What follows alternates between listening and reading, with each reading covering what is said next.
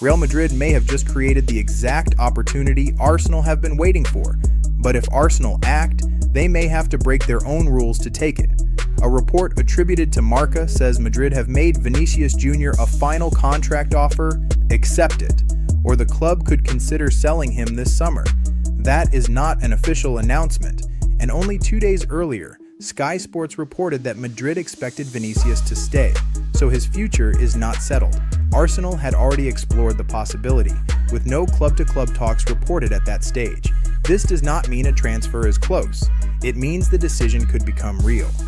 If an elite left winger becomes available, do Arsenal protect their wage structure, transfer budget and dressing room hierarchy, or do they make the exception that could transform the attack? Because Vinicius would not simply fill the left wing, he could change how teams defend Saka, stretch the pitch, create more room for the striker, and raise the attacking ceiling of the entire team. So today, we open the case file. Vinicius Madrid ultimatum gives Arsenal a dangerous opportunity, but is this the rare gamble Arteta must take, or the deal that could distort everything else?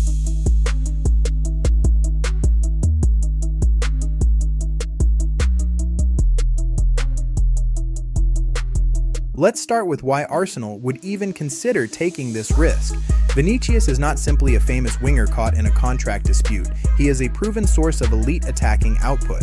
Real Madrid's official figures credit him with 22 goals and 9 assists across 53 appearances during the 2025-26 season, and that was his 5th consecutive campaign with more than 20 goals, 22 in 2021-22.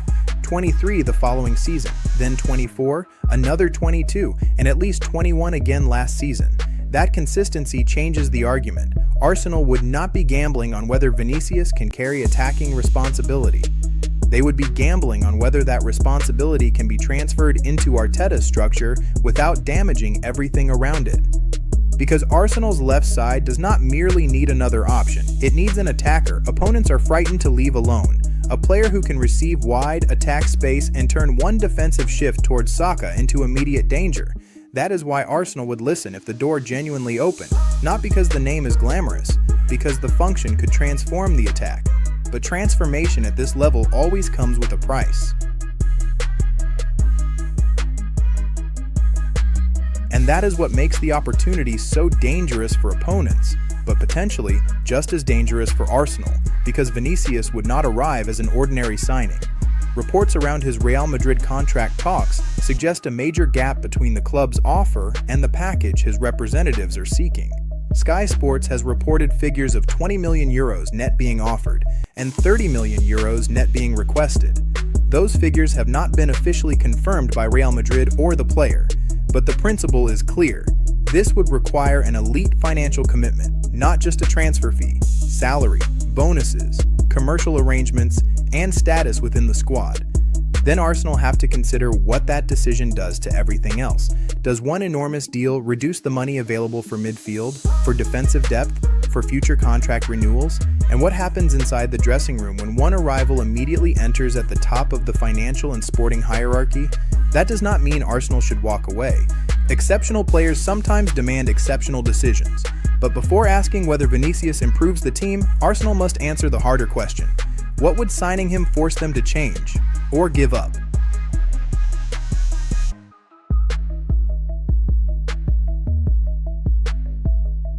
And this is where the Arsenal argument becomes uncomfortable, because caution can protect a club, but it can also make a club hesitate when the rare opportunity appears. The case for restraint is obvious. Protect the wage structure, protect the dressing room hierarchy, keep enough money for midfield, defense, and future contracts. Do not let one signing distort the entire plan. All of that is sensible. But Vinicius is not an ordinary market opportunity. He is the kind of attacker opponents build an entire defensive plan around. And players at that level do not become available often. So Arsenal may have to decide what their rules are actually for. Are they there to stop reckless spending? Or are they so rigid that even an exceptional player becomes impossible? Because there is a difference between abandoning discipline and recognizing the moment when discipline has to bend. The dangerous choice may be signing Vinicius, but the other dangerous choice is watching a transformational player become available and deciding that Arsenal's structure can never make room for him. That is the real tension. not ambition against responsibility. Ambition with responsibility. And refusing this opportunity would not leave Arsenal standing still. It would force them to answer a different question. Can they find the function without signing the superstar? Christos Tsolis is already through the door. He brings goals, direct running, and a younger left-sided profile. Arsenal have also been linked with Bradley Barcola, while Julian Alvarez has appeared among the attacking options they have explored. But those players do not offer the same solution in the same way. Tsolis arrives with potential, but still has to prove his production can translate to the Premier League. Barcola offers pace, width, and transition threat, but the reported valuation around him would still demand an enormous commitment. Alvarez brings movement, goals, and versatility, but he is not simply a 1-versus-1 left winger in the Vinicius mold. So walking away from Vinicius would not mean Arsenal have abandoned ambition, but it would mean solving the problem differently.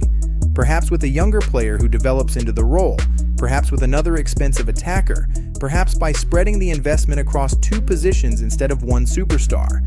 That is the real choice. Vinicius offers one potentially transformational answer. The alternatives may require Arsenal to build the same effect through several different pieces. Because the name can change, the function cannot. Arsenal still need a left side that opponents are frightened to leave alone. And that is why this case cannot end with Vinicius's contract decision. Because Real Madrid may keep him, he may agree a new contract, and Arsenal may never reach the stage of making a formal offer, but none of that removes the problem Arsenal were trying to solve. The reported interest tells us the level of threat they have considered for the left side.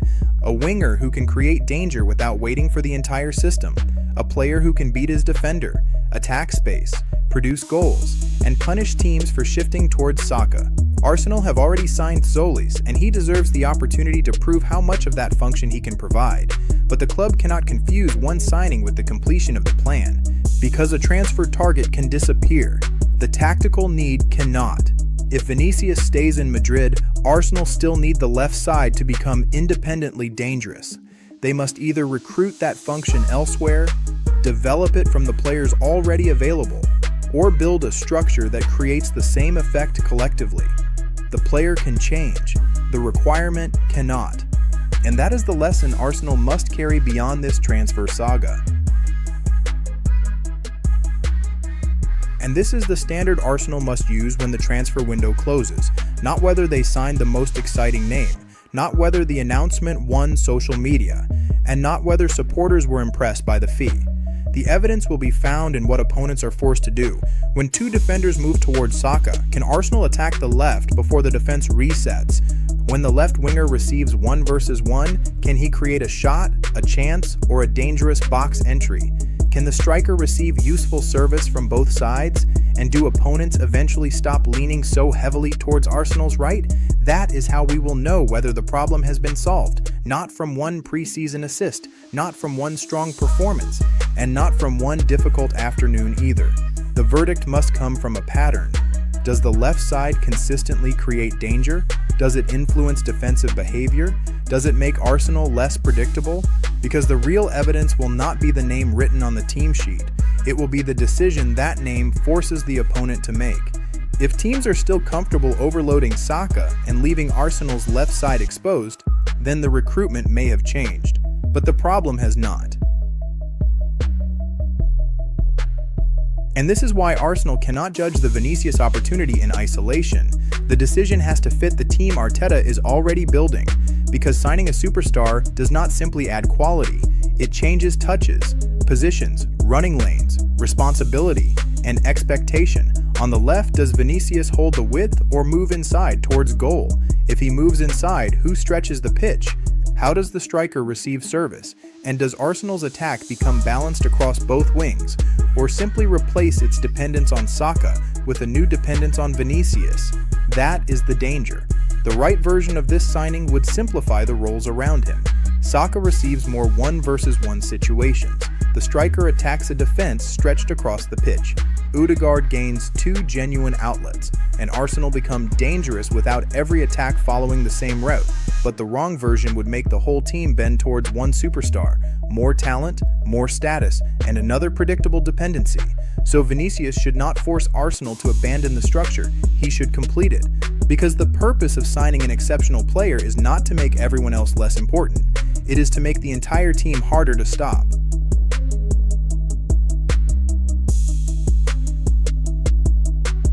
So here's the verdict. If Vinicius genuinely becomes available, Arsenal should not reject the opportunity simply because it demands an exception. Players with his output, 1-versus-1 threat, and ability to alter an opponent's defensive plan rarely enter the market, and Arsenal have a genuine football reason to consider him.